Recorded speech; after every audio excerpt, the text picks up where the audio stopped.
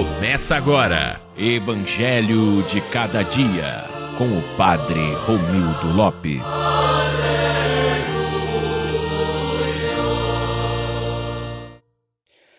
Naquele tempo, disse Jesus aos seus discípulos: Não penseis que vim abolir a lei e os profetas.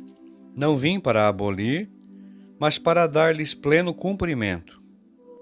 Em verdade eu vos digo, antes que o céu e a terra deixem de existir, nenhuma só letra ou vírgula serão tiradas da lei, sem que tudo se cumpra.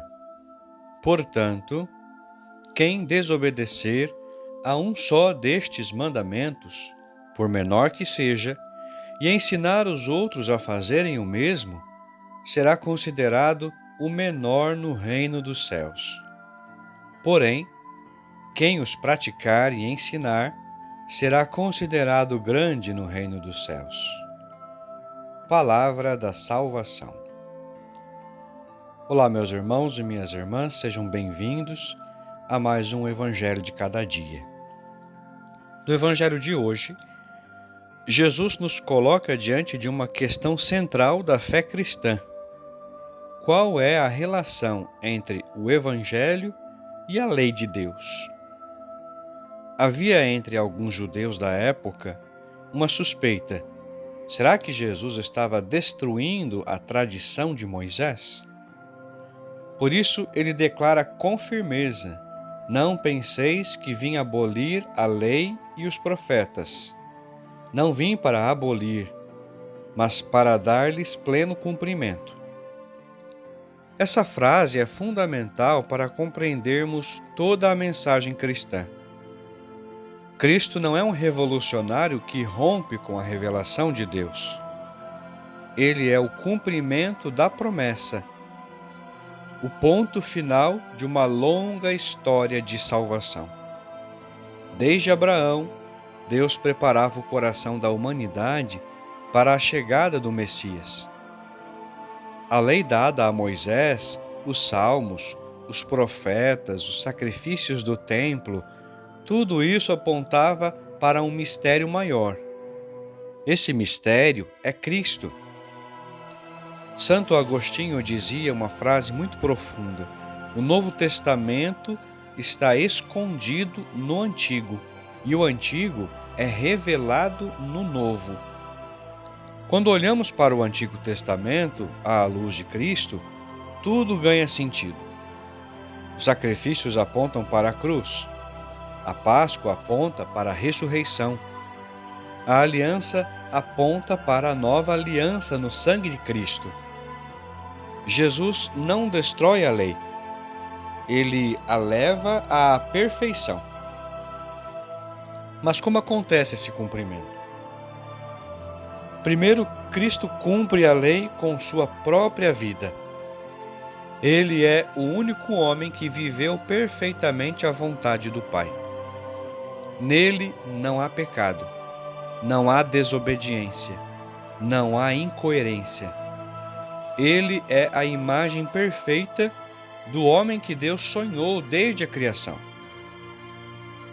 São João Paulo II dizia que Cristo revela o homem ao próprio homem. Quando olhamos para Jesus, descobrimos aquilo que somos chamados a ser. Mas o cumprimento da lei não é apenas exterior. Jesus vai muito além.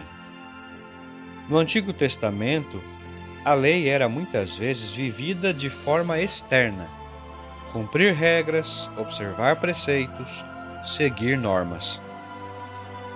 Jesus vai ao coração.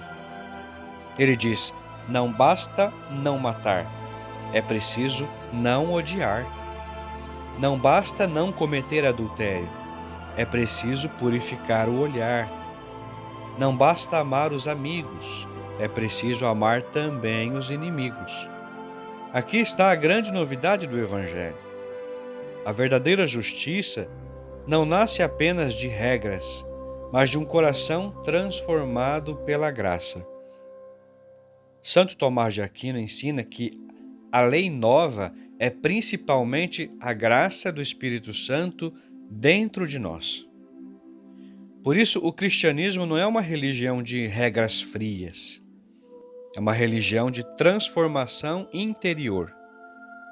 Quando o Espírito Santo entra em nosso coração, ele nos dá a capacidade de viver aquilo que antes parecia impossível. E então compreendemos a radicalidade das palavras de Jesus. Nenhuma só letra da lei será tirada. Isso significa que a vontade de Deus não muda. O amor continua sendo o centro de tudo. Mas esse amor agora se manifesta plenamente na vida de Cristo. No entanto, o Evangelho nos traz também uma advertência muito séria. Quem desobedecer a um só desses mandamentos e mandar os outros fazer o mesmo, será o menor no reino dos céus. Aqui encontramos um alerta para todos nós, mas especialmente para aqueles que têm responsabilidade na fé. Pais, catequistas, sacerdotes, líderes da comunidade. Não basta falar de Deus. É preciso viver aquilo que anunciamos. Nada destrói mais a credibilidade do Evangelho do que a incoerência. Quantas pessoas se afastaram da fé porque encontraram cristãos que falavam de amor, mas viviam no egoísmo, pregavam a justiça, mas praticavam a injustiça. Por isso Jesus conclui: quem os praticar e ensinar será grande no reino dos céus. A grandeza no reino de Deus não está no poder, nem na fama, nem no reconhecimento humano.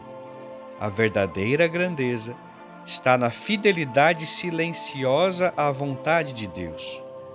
Os santos compreenderam isso profundamente. Eles não foram grandes porque fizeram coisas extraordinárias aos olhos do mundo. Eles foram grandes porque levaram o Evangelho a sério. São Francisco de Assis levou a sério a pobreza.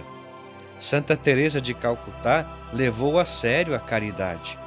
São João Maria Vianney levou a sério o cuidado das almas.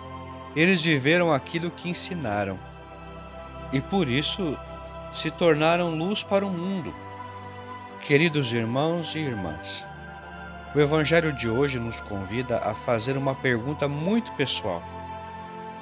A fé que professamos é realmente vivida em nossa vida ou será apenas palavras? Cristo não nos chama apenas a admirar o Evangelho. Ele nos chama a encarná-lo em nossa vida diária, na família, no trabalho, nas relações, nas escolhas concretas.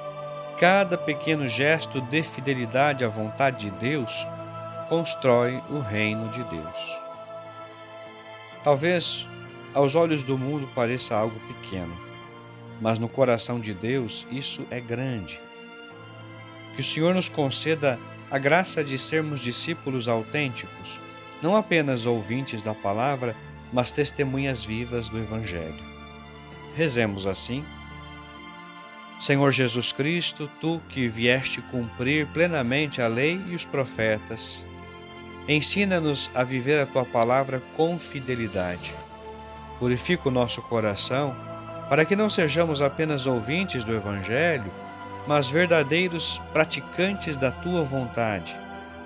Dá-nos a graça da coerência para que a nossa vida seja testemunho do Teu amor, que vivendo e ensinando os Teus mandamentos, possamos um dia ser chamados grandes no reino dos céus. Assim seja. Amém. Que Deus abençoe você, em nome do Pai, e do Filho, e do Espírito Santo. Até amanhã, se Deus quiser.